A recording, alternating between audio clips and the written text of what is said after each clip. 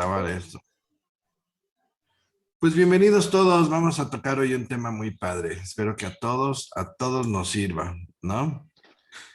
Y bueno, pues este tema que vamos a tocar hoy es el, ¿sí se oye bien, don George y todos? Sí, Sí, todo bien, gracias. Bueno, ahí pongan sus micrófonos en off y cuando quieran participar, ya saben, ¿no?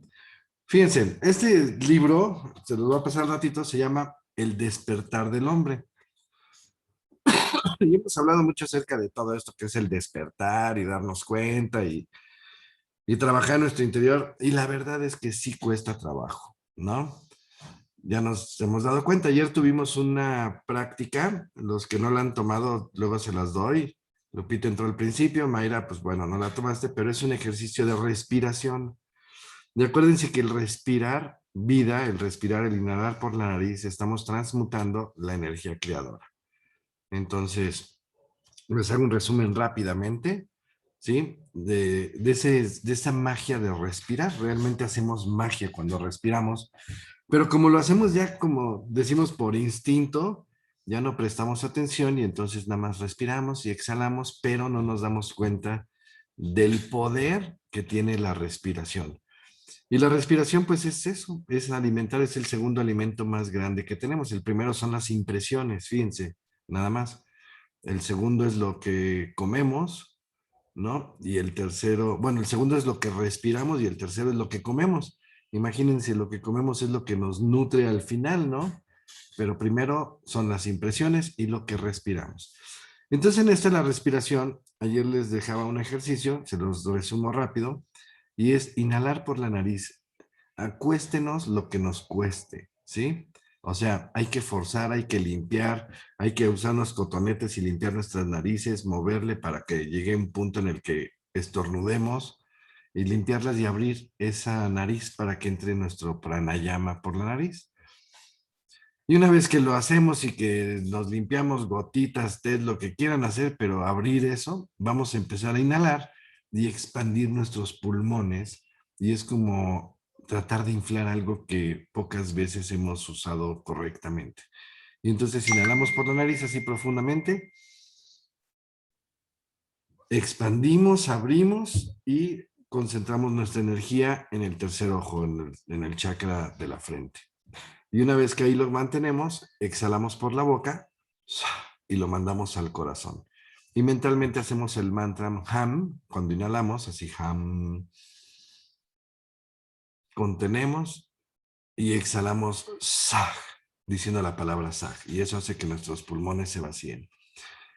Háganlo todas las noches, todas las mañanas, cuando se acuerden, háganlo y háganse presente. Porque vamos a empezar a meditar y es un básico. Ya les voy a subir ese video a YouTube para que lo tengan. Y es básico aprender a respirar. ¿Por qué? Porque en la respiración y en la, vamos a llamarlo de otra manera a partir de hoy. Una cosa es la respiración y otra cosa es la transmutación de la energía creadora. Cuando nosotros transmutamos o transformamos esa energía que viene de afuera hacia adentro y hacia arriba, entonces eso nos ayuda a que empecemos ¿cómo se llama? Transformarnos físicamente e internamente. ¿Por qué? Porque el ser es lo que buscamos, que se exprese el ser a través de nuestra humana persona. Y creemos que somos, pero no nos damos cuenta de realmente lo que somos. Entonces dice, ser un desorientado, o sea, vivir desorientado no es difícil. Somos uno más del montón, como se los he dicho, ¿no? Donde va Vicente y toda la gente, o sea, eso es lo fácil. Lo fácil es que todos nosotros caigamos en pues en esa desorientación, ¿no? Y dice, es una unidad que consume el ser un desorientado, que es lo más fácil que podemos hacer. Somos un esclavo al servicio de las tinieblas, vicios, placeres, tristezas, desolación y muerte. En este pequeño libro que vamos a tocar hoy, encontraremos orientación para saber quiénes somos realmente. La sabiduría gnóstica te da un punto de partida, la palanca que pedía Arquímedes para mover el universo. Ese punto de apoyo es tu propio cuerpo. Aprende a conocerlo y moverás el universo. Fíjense qué bonito, ¿no? Lo voy a repetir. ¿sí? Arquímedes dice que para mover el universo, ese punto de apoyo es tu propio cuerpo. Aprende a conocerlo y moverás el universo. La educación que recibimos es totalmente material. Por medio de ella adquirimos el conocimiento básico para nuestro comportamiento en la sociedad y el manejo de las cosas que el hombre acepta como conocidas. O sea, aceptamos como que, eso es lo conocido. Nuestro organismo tiene 5 sentidos. Ya lo sabemos, ¿no? Vista, gusto, tacto, oído y olfato. ¿Sí? Esos 5 están en la mente sensual, ¿sí? Nosotros tenemos la mente sensual y todo lo que experimentamos como vida se entra en nosotros por medio de estos 5 sentidos. Si no tuviéramos estos 5 sentidos, pues prácticamente no viviríamos, ¿no? Y entonces, pero esto nos enseña lo material, ¿sí? El comportamiento básico en la sociedad y el manejo de las cosas que el hombre acepta como conocidas. Bueno, estos sentidos son nuestros informantes, son los instrumentos que tenemos a nuestro servicio para conocer las cosas. El conocimiento intelectivo corresponde a la lectura que acumulamos en nuestra memoria para servirnos de él y en parte transforma nuestro organismo físico y nos abre el camino para adquirir una recia personalidad. Pero nada pueden hacer en favor de los poderes del maestro interno, esos poderes ocultos que todos tenemos latentes, pero que tenemos que aprender a desarrollar. Nosotros, los gnósticos, nos valemos de esos 5 sentidos, pero mejorándolos para que los informes que se suministren sean más precisos y sean exactos. Además, usamos 7 sentidos más que nos permiten conocer el vehículo en el que andamos, o sea, conocer más nuestro cuerpo físico. Esos 7 sentidos los tenemos dormidos, ¿sí? Tienen relación con los 7 chakras, que cuando esta energía que transmutamos, por eso empecé con la transmutación, cuando nosotros transmutamos esta energía, acuérdense que hormona es ansias de ser, ¿sí? O excitación. Entonces, cuando nosotros empezamos a mover esa energía va a empezar a mover nuestras hormonas internas para que nuestros órganos internos empiecen a producir más hormonas y esas hormonas a través de nuestro torrente sanguíneo empiece a circular en nuestro cuerpo y empecemos a activar realmente estos 7 sentidos que tenemos dormidos.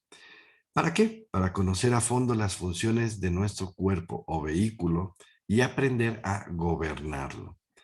Cuando somos duchos en este cuerpo, en lo físico, en lo moral y espiritual, ya poseemos el punto de apoyo por medio del cual podemos mover el universo. En este pequeño libro se habla de los 3 factores de la revolución de la conciencia. Esos 3 factores nos permiten libertar, o sea, darle libertad a nuestra conciencia. Para nosotros la conciencia corresponde a la vida vívida a través de cientos de existencias en el peregrinaje que hace el espíritu en la materia, pasando por 3 reinos, ¿sí? Todos pasamos por el reino mineral, vegetal y animal. Las religiones le dan el nombre de alma a esta sabiduría que tenemos almacenada en los 33, fíjense curiosamente, los 33 cañones de la columna vertebral, ¿sí? ¿Por dónde entra nuestra energía? Por la nariz. ¿Y qué es lo que va a transmutar? Nuestro enseminis o materia prima, ¿sí? Y ese enseminis, que ¿cómo se produce? Se produce con toda la armonía, lo que comemos, lo que respiramos, nuestra experiencia, ¿sí? Y es lo que es nuestra gasolina, digamos. Cuando nosotros empezamos a trabajar con esto, empezamos a transmutar esa energía y eso empieza a bioactivar o a espirituactivar, digamos así, nuestro cuerpo, porque entonces empezamos a quitarnos esas, ¿cómo se llaman? Esos vendajes que tenemos en los ojos que no nos permiten ver, ¿ok? Entonces, fíjense, las religiones dan el nombre de alma a esta sabiduría que tenemos almacenada en los 33 cañones de la columna vertebral. O sea, hay que despertar conciencia, hay que darle el valor al alma, ¿sí? O conciencia. Cuando nosotros tenemos el 3% de conciencia, pues tenemos ese porcentaje de alma.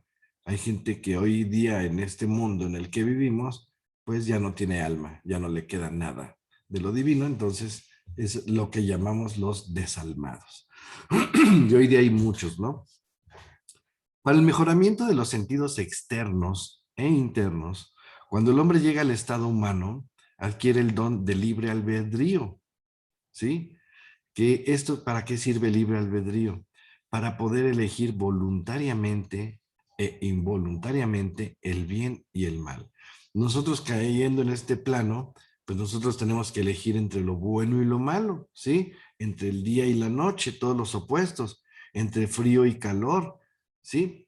Entre amargo y dulce, y entonces día y noche, o sea, venimos a experimentar los opuestos.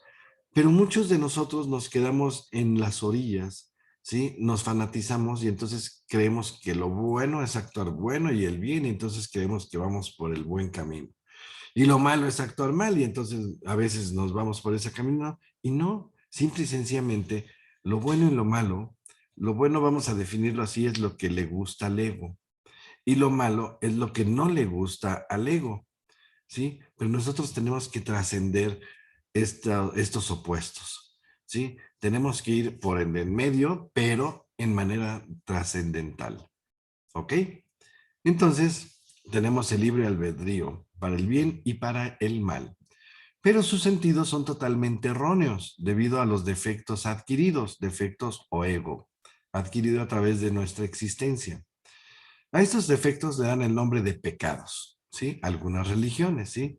Y entonces dicen, este es un pecado, y ya sabemos cuáles son los 7 pecados, ¿no?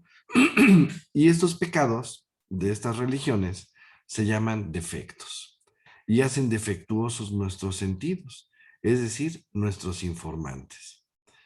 Así el mentiroso hace que sus sentidos no puedan ver la realidad tal como es y hace que cada ladrón juzgue por su condición. Y la Biblia dice, prenden al impío sus propias inquietudes. Nosotros, para mejorar nuestros sentidos, hacemos una lista de nuestros defectos. Una vez conocidos los defectos, los analizamos. ¿Sí? Nos autoobservamos desde afuera nuestro actuar y nos damos cuenta que podemos vivir sin necesidad de ellos, de ninguno de ellos. Pero ellos nos atrapan y nos enganchan y nos hacen pues estar en el lado equivocado para nosotros, no para los demás. El hombre o la mujer iracundos pueden darse cuenta que toda su personalidad mejora si son capaces de combatir la ira, o sea, de eliminarla de su interior. ¿Qué es la ira? La ira es odio. Y el que odia peca contra el Hijo, que es amor. De modo que jamás la persona que odie podrá sentir la gracia de amor o del amor, con la cual podemos manejar las fuerzas de la naturaleza. Fíjense, el amor es la energía más poderosa del universo, ¿sí? Y con ella podemos manejar las fuerzas de la naturaleza, de la tierra, fuego, agua y aire. El que miente peca contra el Padre, que es verdad, y jamás podrá recibir las dádivas que el Padre da, como la paz, la sabiduría, etcétera. Entre más mienta, más imperfectos serán sus sentidos y más nos vamos a alejar del ser, al cual es al que buscamos. Se habla también sobre la castidad científica, es decir, el aprovechamiento de la energía creadora en su totalidad. La sabiduría gnóstica le enseña a transformar su propia simiente en luz y fuego. Con la luz, de ese fuego, podemos salirnos del laberinto que hemos formado a través de nuestras mal orientadas existencias. Podemos formar al Cristo interno en nuestro corazón y conquistar el camino angélico o débico, o por lo menos llegar a ser un superhombre, así como Superman, ¿no? Así como todos queremos ser Superman, todos queremos ser salvar al mundo y todo eso, bueno, pues todos tenemos esa capacidad. Si un zoospermo tiene el poder de producir un organismo tan complicado como es el cuerpo humano, ¿qué no haremos con los millones que nos reservamos para darnos vida a nosotros mismos? Ahí les voy otra vez. ¿Cuántos espermas se necesitan para que se haya formado nuestros cuerpos? Uno. Y fíjense la complejidad que tienen nuestros cuerpos. Y eso hace un solo esperma. Y aquí dice el maestro, imagínense qué no haremos con los millones de espermas que nos reservamos para darnos vida a nosotros mismos. O sea, ¿Qué haremos con esa energía? Y dice, aquí conocemos la sabiduría de la transubstanciación y de la santa unción, ¿sí? ¿Saben cuál es la santa unción y la transubstanciación de las cosas? Se las voy a platicar. Cuando yo me inicié, pues obviamente, y muchos de ustedes, en el catolicismo. Y entonces hay un ritual que se llama misa. Y en la misa vamos, nos platican algo, nos dan un evangelio, nos cuentan unas historias, nos da consejos el padre, tal, tal. Pero la parte más importante y más hermosa es la Santa Unción, o el momento en el cual el padre levanta la hostia y dice y ahí todos nosotros nos postramos sin darnos cuenta, yo hasta ahora no me había dado cuenta, de la significancia o el significado que tiene esto. Y es que esos átomos crísticos de altísimo voltaje se cristalizan o se colocan en el momento cuando nosotros hacemos esa situación, en la hostia, en el pan y en el vino. Y entonces, ese momento en el cual nosotros comulgamos, ¿sí? Tomamos esos átomos crísticos y esos átomos crísticos, si los sabemos aprovechar y no los explican, entonces esa energía que entra a través del pan y el vino a nuestro cuerpo, ¿sí? Esa es la transubstanciación de esta energía de la Santa Unción.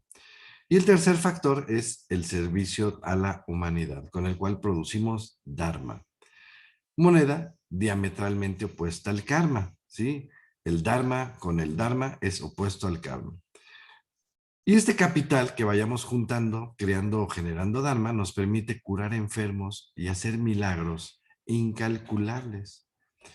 Dice, en este libro podemos estar seguros que ha llegado a nuestras manos una sabiduría que nos puede convertir, o sea, tenemos la capacidad de convertirnos en superhombres y que nos dé el poder para romper todas las cadenas que nos atan a vicios, placeres y caminos que conducen a la devastación. Y dice, aquí tienes pues el punto de apoyo que pedía Arquímedes para mover el universo. Entonces, bueno, vamos a iniciar con esto. ¿Qué es la gnosis? Toda teoría es gris y solo es verde el árbol de dorados frutos que es la vida. Y esto es una cita de Goethe. Gnosis significa conocimiento, sabiduría, ¿sí? La gnosis es el conocimiento de una sabiduría trascendental y transformativa que enseña a la humanidad a ver, oír y palpar todas las cosas que hasta el momento se enseñaban como grandes misterios y enigmas. La gnosis es una verdadera escuela científica de iniciación en la vida, que persigue una transformación del ser humano. Pretende que cada hombre cambie desde sus principios básicos y costumbres y que se convierta o nos convirtamos en un verdadero hombre. Acuérdense que el maestro nos dice que somos el pobre animal intelectual, que creemos que sabemos y ni siquiera sabemos que no sabemos. Entonces somos ya equivocadamente llamados hombres. ¿Por qué? Porque un hombre en su totalidad, Jesús nace niño para hacerse hombre. ¿Sí? Vamos dimensionando la palabra de lo que es un hombre. Esto no es un género como lo usamos. Llegar a ser un hombre incluye el género femenino y el masculino en un verdadero hombre. La gnosis en sí pretende que cada hombre tenga un espíritu vasto y lúcido, que intente establecer un nuevo orden racional científico en las costumbres generales del vivir, inspirándose en las leyes inmutables de la naturaleza. Ya hemos tocado varias, pero tenemos 48 leyes. El conocimiento de la ciencia gnóstica abarca los 4 pilares del saber humano. Fíjense, son los pilares en los cuales se basa toda esta sabiduría. La ciencia, el arte, la filosofía y la mística o religión. Mística o religión es lo mismo. Religare es que perteneces a un mismo grupo, ¿no? La gnosis con un estilo de vida, como una filosofía mística, se fundamenta sobre la concepción racional y científica del universo.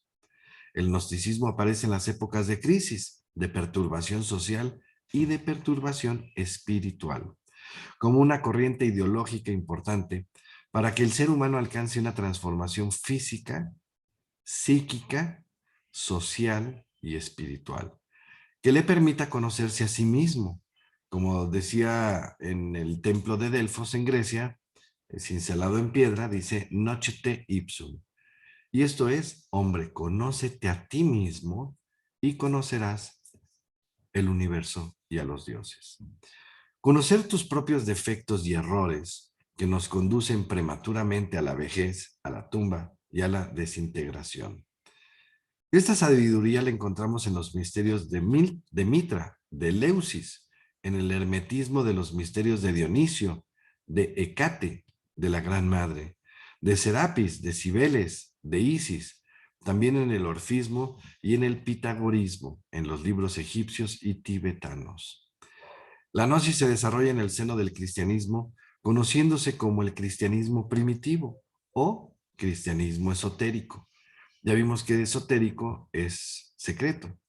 Y el cristianismo se refiere al Cristo, a cristificarnos. ¿Y qué quiere decir cristificarnos? Vamos a cambiar la palabra y adoptarla ahorita como tenemos, a perfeccionarnos. ¿Sí? Para luego disolverse en innumerables sectas, las cuales se fueron convirtiendo en sociedades secretas a medida que el esoterismo se fue haciendo cada vez más fuerte. Cuando el hombre comienza a observarse detenidamente a sí mismo, desde el ángulo de que no es uno, no somos uno, sino somos muchos los que viven en este cuerpo físico. ¿Y por qué decir que no es uno? Porque nosotros creemos que somos lo que se expresa a través de nuestra humana persona. Si estoy contento, sale el ego de la alegría o de la fiesta. Si estoy enojado, sale el ego de la ira. Si estoy lujurioso, sale el ego de la lujuria. ¿Sí? Si estoy vanidoso, sale el ego de la vanidad. Y así se expresa a través de nuestra humana persona, no uno, muchos. Y fíjense qué curioso. Cuando es uno, y cuando realmente conocemos el uno habla cuando debe hablar y calla cuando debe de callar. ¿Sí? Así es el ser. Como cuando le preguntan al Dalai Lama, ¿cómo se mantiene tan bien?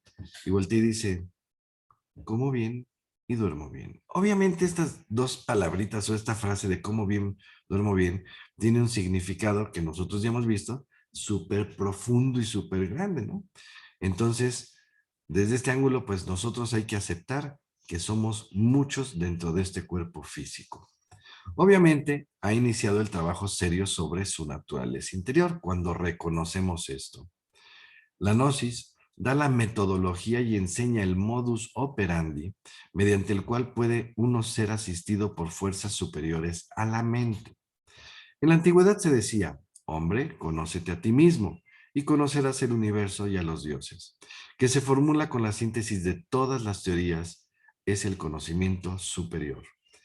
Es claro que en esto suelen haber hoy raras excepciones que tenemos que buscar con la linterna de Diógenes.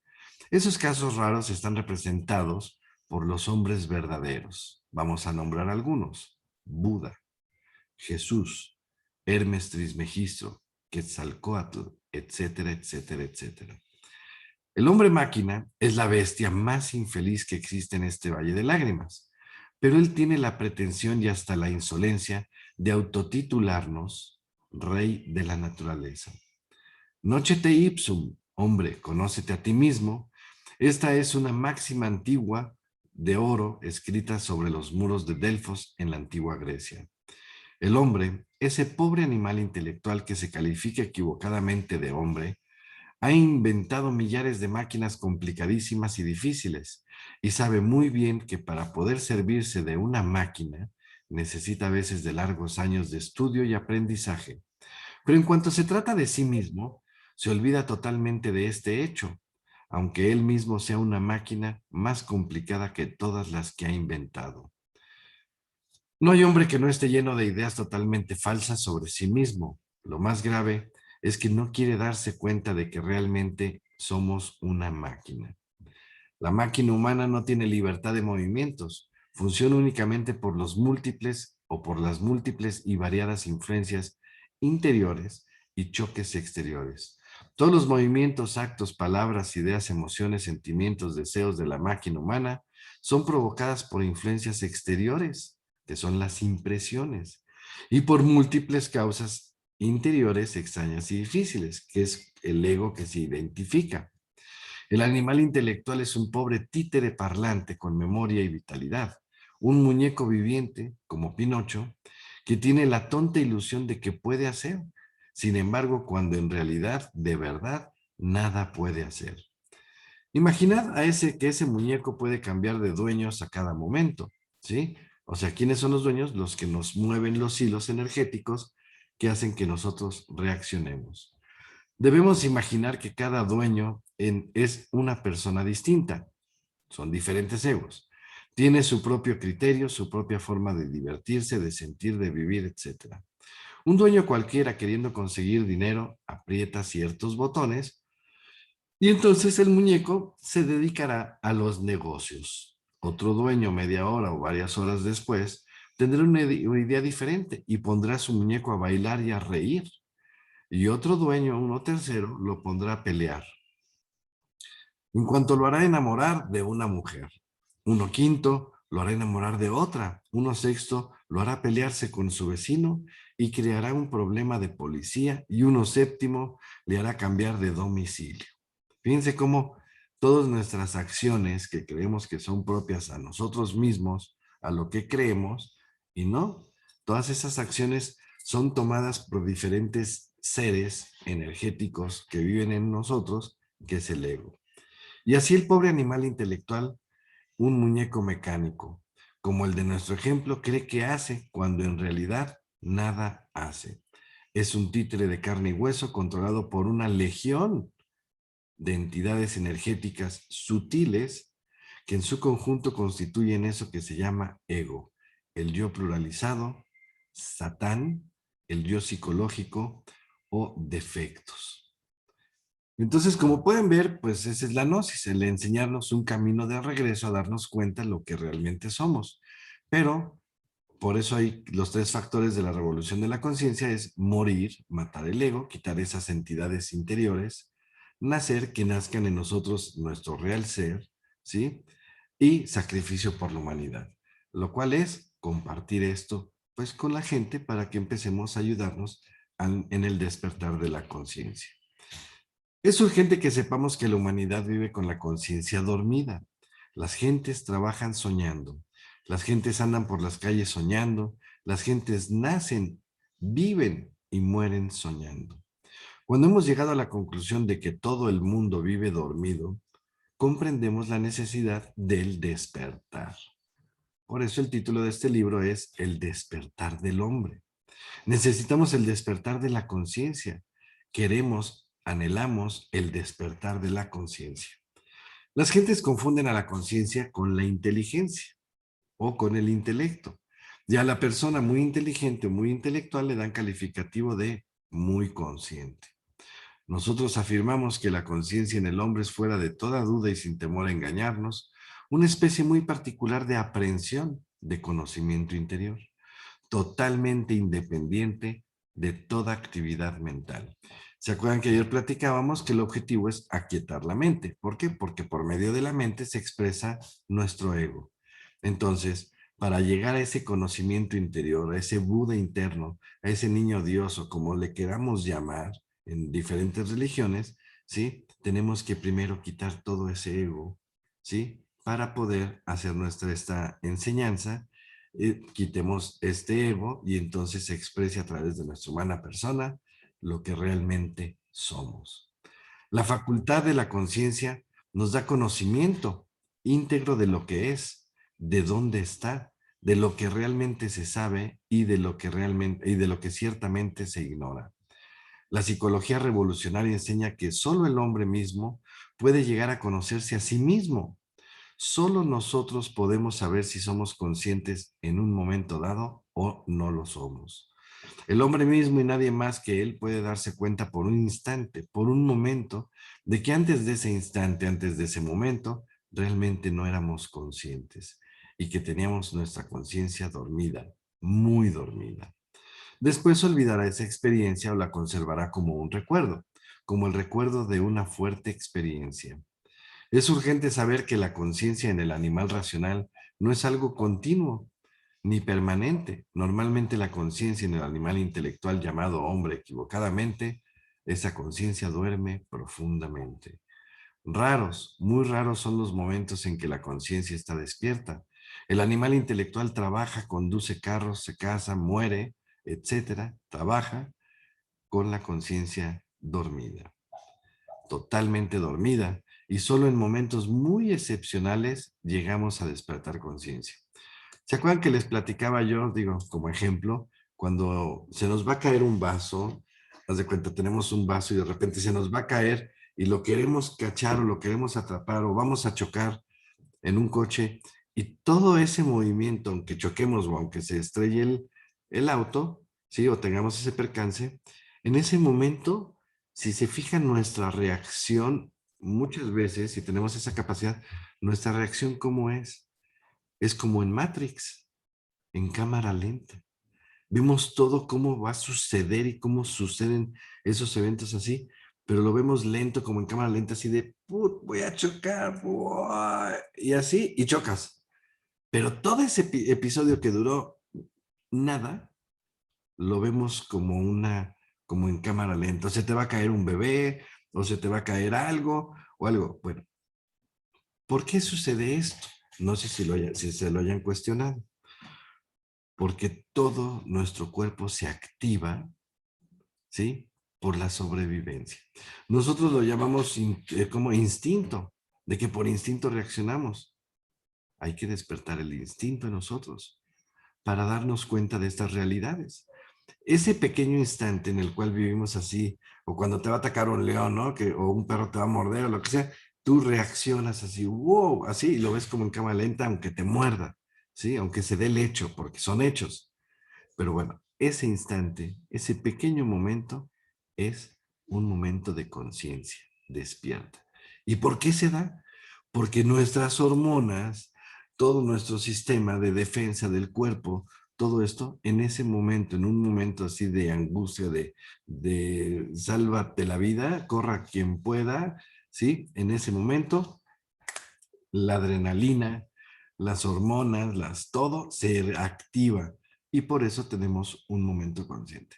Entonces, imagínense vivir nosotros conscientes. Sería como Keanu Reeves en la película de Matrix, ¿sí me explicó? Que nos disparen una bala y entonces la vemos desde que sale o desde la intención o antes de la intención y la vemos incluso así, pasar aquí frente a nosotros. Y viene otro ataque y entonces nosotros así, lo vemos pasar. Y viene otro ataque más y lo vemos pasar. Si se fijan, eso es lo que hacen los toreros, ¿no? No como acto barbarie, sino cuando el ego va a actuar a través de nuestra humana persona, representado por el toro, que hasta lo nombramos ira, y sale la ira de 400, 500 kilos, y está el torero que es nuestro real ser y que está consciente. Y entonces nosotros en la vida tenemos que aprender a capotear, a esquivar, a darnos cuenta de cuando vas a caer en un problema, en un conflicto, en una tentación, en una provocación. Pero somos tan estúpidos que, digo, sin afán, sin que sea ofensivo, ¿sí? Que esos dueños mueven nuestros hilos energéticos. Entonces, si nos adulan, sonreímos. Si se pelean con nosotros o nos lastiman o nos ofenden, reaccionamos con ira. Pero esos son los hilos así que nos mueven, ¿sí? Pero no es el real ser. Entonces vivimos completamente con la conciencia dormida y solamente en momentos muy excepcionales con la conciencia despierta. La vida del ser humano es una vida de sueños, pero creemos que estamos despiertos y jamás admitiríamos que estamos soñando, que tenemos la conciencia dormida. Si alguien llegara a despertar conciencia, nos sentiríamos espantosamente avergonzados con nosotros mismos por nuestro actuar. Y comprenderíamos de inmediato nuestra payasada y nuestra ridiculez. Esta vida es enorme, espantosamente ridícula, horriblemente trágica y rara vez sublime. La enseñanza gnóstica tiene por objeto despertar la conciencia. De nada sirven 10 o 15 años de estudios en la escuela, en el colegio, en la universidad, si al salir de las aulas somos autómatas dormidos.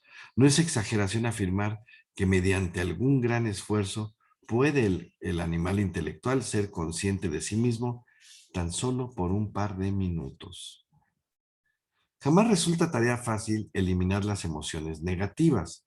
O sea, no es un camino fácil. perder toda identificación con nuestro propio tren de vida, problemas de toda índole, negocios, deudas, familia, pago de letras, hipotecas, teléfono, etcétera, etcétera, etcétera. Esta identificación de nuestros problemas nos hace abstraernos de nosotros mismos. Andamos soñando, fascinados con nuestros problemas. Es necesario dejar de soñar, es necesario despertar conciencia y ese proceso del despertar debe realizarse en todo momento y en todo lugar. ¿Se acuerdan de la ley de la momentanidad? ¿Sí? Vivir como vigía en época de guerra, alerta percepción, alerta novedad. ¿Sí? Dándonos cuenta o tratar de ver el entorno de toda la situación, de todo el lugar, sujeto, objeto, lugar. ¿Para qué? Para estar atentos a las pruebas que la vida nos pone. El ser humano no solo sueña cuando su cuerpo físico duerme, sino que también soñamos cuando nuestro cuerpo físico no duerme. Fíjense lo terrible. O sea, nosotros creemos que vamos a dormir y descansamos. Más bien vamos a llamarlo diferente. Vamos a que nuestro cuerpo descanse, ¿sí? Pero vamos a ese momento con la conciencia dormida y despertamos y seguimos con la conciencia dormida, aunque nuestro cuerpo esté lleno de vitalidad. ¿Qué tenemos que hacer? Tenemos que vivir con la ley de la momentaneidad, de acuerdo a esta ley, de momento en momento. ¿Sí? El pasado ya pasó y el futuro ya vendrá y traerá sus causas, sus efectos, su karma, sus pruebas, sus hechos en general. El ser humano no solo sueña cuando su cuerpo físico duerme, también soñamos cuando el cuerpo físico no duerme. Cuando nosotros nos acordamos de nosotros mismos, ¿sí? Por eso es importante darnos cuenta con la inhalación. Por ejemplo, si ustedes ahorita inhalan y se hacen presentes en esa inhalación, encuentras un momento de paz, ¿ok? Cuando nos acordamos de nosotros mismos, cuando trabajamos sobre nosotros mismos, cuando no nos identificamos con los problemas y las penas de la vida, de hecho vamos por la senda vertical. ¿Se acuerdan que hay dos líneas de la vida? La horizontal, donde va mi gente y toda la gente que naces, creces, te educas, te casas, tienes hijos, los educas, pones negocios, ganas, compras casa, puta, te compras coche, te llenas de, vas a restaurantes, comes tal, tal, tal, y al final enfermas y mueres. Esa es la horizontal. Y así la desperdiciamos todos, viviendo el día a día como toda la gente, haciendo lo que nos dijeron que teníamos que hacer, que hay que trabajar, que hay que ser exitosos, que hay que hablar hoy día a la computadora, que hay que tener tu cuenta de Facebook, o sea, así vivimos, ¿sí? Como Vicente y toda la gente, todos hacemos lo mismo. Pero la vertical es muy diferente. La vertical es donde realmente entramos los valientes, donde tenemos que tomar decisiones, no de trabajo, no de nuestra vida mundana, decisiones hacia nuestro trabajo interior. ¿Hacia cuál? Hacia matar el ego. ¿Para qué? Para que realmente, muerto el ego, nace nuestro real ser. El trabajo sobre sí mismo es la característica fundamental de las rebelías, de la rebeldía psicológica, de la transformación del ser humano. Se ocupa de cierta transformación del momento presente en el que nos encontramos. Necesitamos aprender a vivir de instante en instante, vivir en plena tensión, en plena autoobservación de nosotros mismos, vivir alertas a lo que pensamos, vivir alertas a lo que sentimos y vivir alertas en cómo actuamos. Es definitivo, hay que dejar de soñar, de vivir fascinados o identificados con todos los problemas de la vida. Un buen ejemplo es el caso de María, que va caminando por la calle y no escucha el saludo de un amigo. En el momento preciso que ella se decía en la mente, por la tarde le pagaré al modista. Y en este caso María no recibió el saludo de su amigo por la falta de conciencia en lo que hace, pues su pensamiento está en sus problemas. A medida que uno trabaja sobre sí mismo, va comprendiendo cada vez más y más la necesidad de eliminar radicalmente de su naturaleza interior todo eso que nos hace tan abominables. El sentido de la autoobservación íntima se encuentra atrofiado en todo ser humano. Trabajando seriamente, autoobservándose de momento en momento, tal sentido se desarrolla en forma progresiva. Ante el sentido de autoobservación íntima, cada uno de esos yoes que en nuestro interior habitan, asumen realmente esta o aquella figura secretamente afín con el defecto personificado por la misma. Indudablemente la imagen de cada uno de estos yoes tiene cierto sabor psicológico, inconfundible, mediante el cual capturamos, atrapamos instintivamente su naturaleza íntima y el defecto que la caracteriza. Es necesario tomar nota sobre nuestros estados psicológicos diarios, si es que de verdad queremos cambiar definitivamente. Antes de acostarnos, conviene que examinemos nuestros hechos ocurridos en el día, las situaciones embarazosas, la carcajada estruendosa y la sonrisa sutil. Muchos tenemos que eliminar y muchos tenemos que adquirir. Se hace necesario hacer un inventario para saber cuánto nos sobra y cuánto nos falta. Es claro que el yo pluralizado, nuestros defectos, salen sobrando. Es algo inútil y perjudicial. Si queremos dejar de ser máquinas, si queremos despertar conciencia, tener verdadera capacidad de hacer, es urgente empezar por conocernos a nosotros mismos y luego disolver el yo psicológico, los defectos. Cuando el yo pluralizado se disuelve, solo queda en nosotros el ser verdadero. Por eso Shakespeare decía, ser o no ser, he ahí el dilema. O sea, le voy a dar a mi real ser la capacidad ¿cómo se llama? O la oportunidad de ser, o lo voy a seguir teniendo atrapado por mi ego, que es el que maneja este cuerpo físico. Entonces, ser o no ser, he ahí el dilema.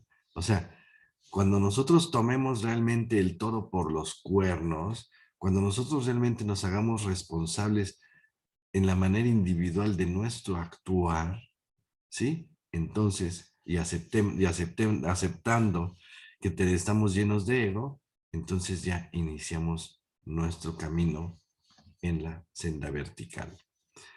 Un gran hombre, después de haberse estudiado a sí mismo, descubrió que tenía 12 defectos que le estaban perjudicando.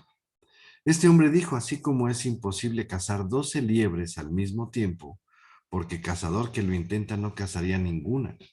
Así también es imposible acabar con mis 12 defectos al mismo tiempo. Este hombre llegó a la conclusión de que sería mejor acabar primero un defecto y luego otro. Así que decidió dedicarle 2 meses a cada defecto. Y esto nos lo platica el maestro así tal cual. ¿Para qué? Si yo tengo lujuria, envidia, codicia, avaricia, gula, pereza, todo, cualquier defecto y todo eso, y me quiero enfrascar en todos, no va a matar a ninguno. Pero si tomo el que más trabajo me ha costado o el que más problemas me ha metido, entonces pues tomo uno. Obviamente se van a ir relacionando todos los defectos, porque no hay un defecto, pues hay defectos como generales de división que son únicos, son los 7 pecados, pero de ahí se desdoblan muchísimos. El soldado, el sargento, el bla, bla, bla, bla, bla, el general, etcétera. Pero los menos son los grandotes, pero hemos ido desdoblando porque hemos ido alimentando ese defecto en muchos defectos. Entonces, cuando trabajamos en un defecto, se van a ir dando cuenta que ese defecto es el principal, pero se van a ir metiendo otros defectos en el carril de nuestro trabajo interior. Entonces, bueno, este hombre llegó a la conclusión que sería mejor acabar primero un defecto y luego otro, y esto hacerlo, dedicarle 2 meses a cada defecto. Cuando el hombre llegó a los 24 meses, ya no tenía defectos. Había acabado con todos los defectos que le impedían llegar al triunfo. El resultado fue maravilloso. Este hombre se convirtió en el primer ciudadano de los Estados Unidos y su nombre es Benjamin Franklin. La enseñanza gnóstica da el método necesario para terminar con todos los defectos. Hay que dividir la atención en 3 aspectos: sujeto, objeto y lugar, como lo mencionaba. Tenemos que dividir la atención en tres aspectos y necesitamos comprender la honda significación del momento en que estamos accionando. Ejemplo, observad cuidadosamente a un cineasta. Se encuentra dormido en su asiento, todo lo ignora, se ignora a sí mismo, está hueco, parece un sonámbulo, sueña con la película y se ha olvidado de sí mismo. Cayó en el sueño profundo de la fantasía, ignora de que existe, de quién es él. La atención consciente excluye eso que se llama identificación. Cuando nos identificamos con las personas, con las cosas, con las ideas, viene la fascinación y esa última produce sueño en la conciencia, como cuando decimos, me encantas. Hemos jugado encantados, ¿no? Encantado, o sea, paralizado, o sea, dormido. Y esto es cuando nos identificamos con personas, cosas o ideas. Viene la fascinación, nos fascinamos y nos dormimos y esto produce más sueño. Tenemos que preguntarnos interiormente, ¿quién soy? Ese es el sujeto. Debe de preguntarse conscientemente saber que existe, tocarnos, sentirse, ¿sí? Y seguidamente hay un objeto. Hay que darnos cuenta de lo que estamos haciendo. Pues así no caemos en el error de dormir la conciencia. Deberá preguntarse la razón de la acción, por ejemplo. ¿Qué estoy haciendo? Esto lo deberemos de hacer mentalmente, ¿no? Por ejemplo, vamos a algún lugar que no queremos estar, estamos con gente que no queremos estar. Y entonces cuando vayan trabajando y vayan empezando a trabajar, estamos a llegar y vamos a decir, a ver, ¿quién soy? ¿Me gusta estar aquí?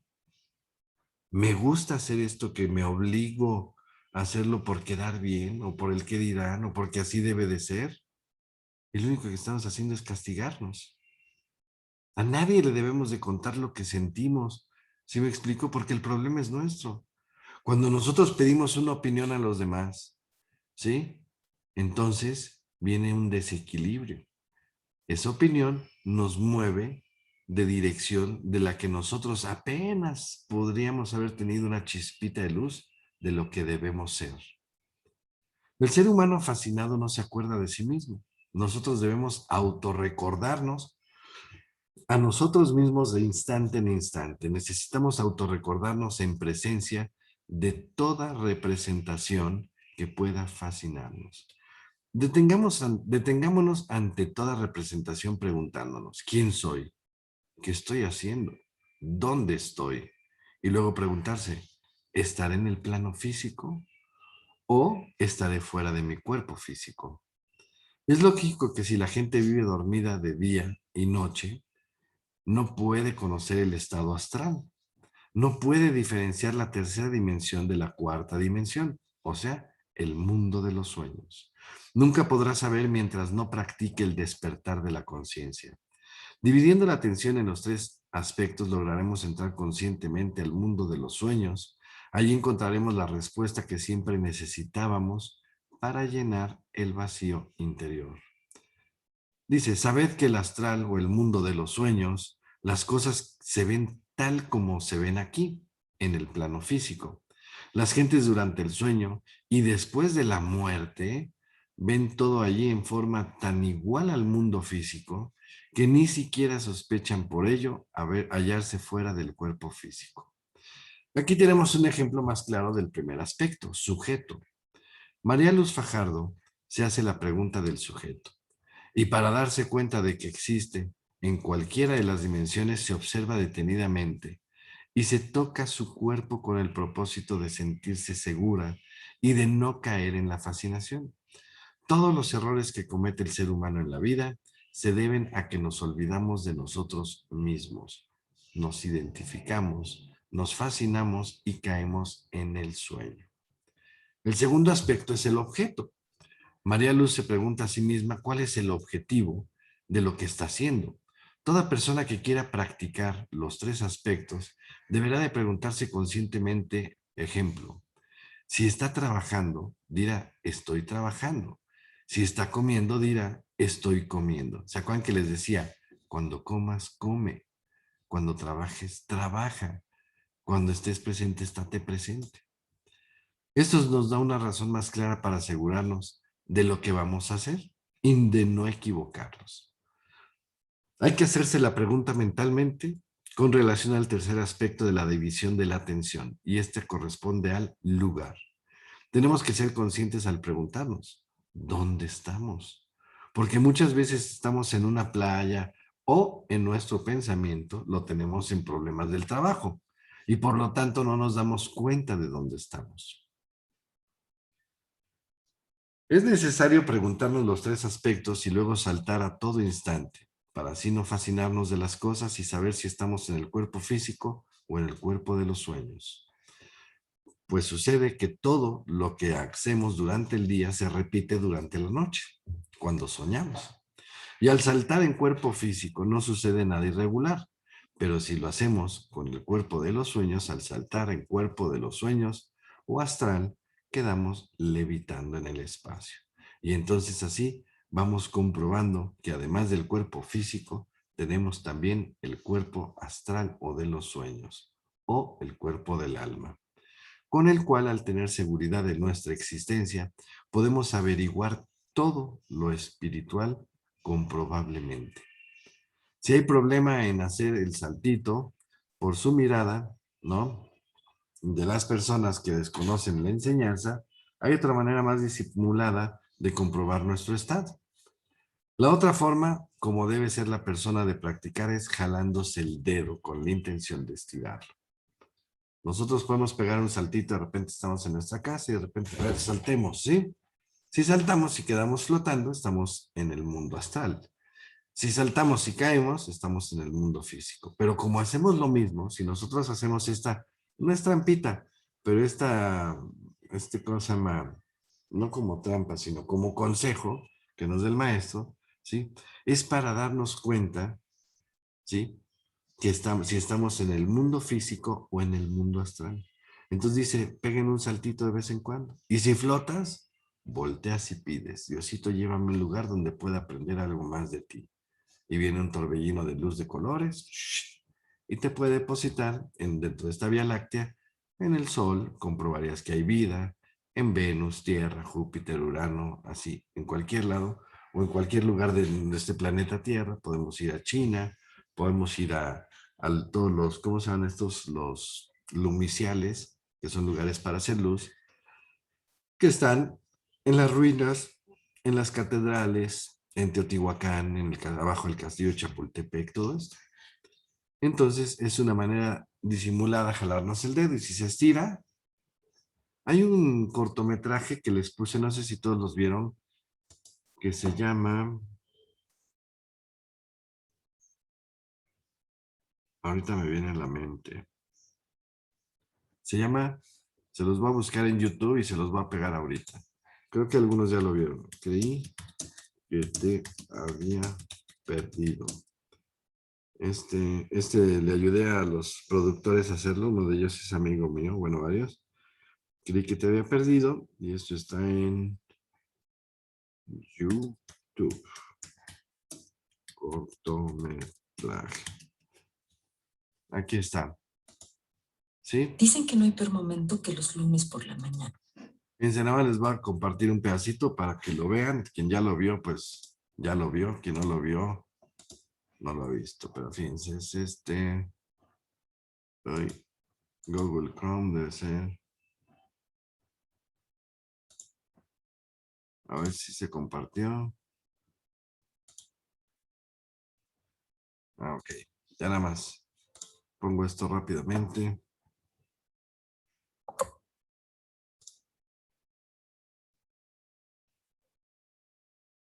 Más tarde.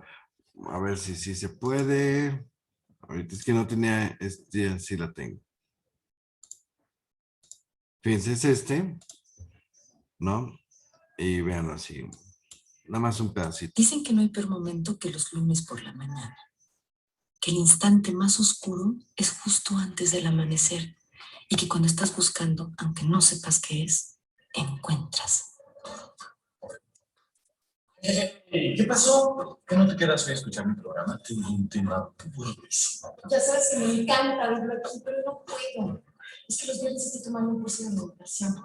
Pero te prometo que ahorita en el coche prendo el radio y lo escucho. Va, no te vas a ir más. Adiós. La verdad es que el programa de Armando hasta la fecha me sigue gustando. Bueno, pues es el video, digo, no se los, otro día lo vemos completo, se los pongo ahorita aquí en el chat para que lo vean. Y es algo padrísimo. Y ahí en vez de usar el dedo o pegar el saltito, ella prende y apaga la luz. Y cuando se queda prendida la luz y mueve el switch y no se apaga, entonces es una manera de darse cuenta. Está muy bonito, dura 15 minutos y está padricísimo, ¿no? Ya copié la dirección y todo eso, para que lo tengan y lo vean. Y entonces, bueno, la ¿Cómo se otra llama, forma, Alex? creí que te había perdido, ¿no? De hecho, yo lo pasé de cine, bueno, del original, les hice favor y lo pasé, trabajé con ellos y lo pasé a digital. Pero es algo precioso, de verdad es precioso. Dice, la otra forma, como debe la persona de practicar, es jalándose el dedo, ¿no? Es obvio que si no se estirara al intentarlo es porque estamos en cuerpo físico. Pero al acostumbrarnos a practicar constantemente, o sea, hacer un hábito de ello, cada vez que haya algo raro ante nuestros ojos, debemos de comprobarlo. Silvita, te silencio. ¿Sí? Intentarlo. Es porque estamos en cuerpo físico, pero al acostumbrarnos a practicar constantemente, cada vez que hay algo raro ante nuestros ojos, debemos de comprobarlo jalándonos un dedo. Cuando estemos en astral y lo hagamos también, ya que todo se repite en el mundo de los sueños. Perdona, Alex, no se te ve. No, ya se ve. Perdón, ya. Sí. Cuando estemos en astral y lo hagamos también, ya que todo se repite en el mundo de los sueños, veremos cómo se estirará nuestro dedo ante nuestro asombro. Lograremos comprobar que estamos en cuerpo astral. Cuando un estudiante comprueba que está fuera del cuerpo físico, se encuentra en capacidad de conocer en su plenitud los misterios de la vida y de la muerte. Puede tener contactos directos con los venerables maestros de la logia. Silvita, te silencio. Ya no lo prendas, por favor, ahorita. Puede tener contactos directos con los venerables maestros de la Logia Blanca, los cuales le darán las llaves de todos los conocimientos secretos de la humanidad y de hecho será un habitante del cosmos infinito. Y bueno, pues vamos a dejarlo hasta aquí, ¿no? Me quedo en la página 14 para que mañana lo continuemos. Y de verdad este libro está padrísimo. Vamos a ponerle a apagar.